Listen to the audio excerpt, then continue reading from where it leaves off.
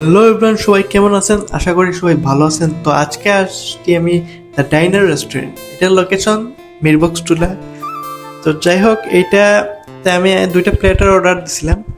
তো প্লেটারে আছে chicken stick, potato আর fried rice, আর সাথে একটা সস ছিল। অন্যটা ক্রিসপি চিকেন স্টিক, সাথে ফ্রেঞ্চ ফ্রাই, ফ্রাইড রাইস আর সালাদ ছিল। তো যাই হোক, এখন যদি টেস্টের ব্যাপারে বলি তাহলে আমার ফ্রাইড রাইস দুটির ভালো লাগছে, মোটামুটি ঠিক আছে।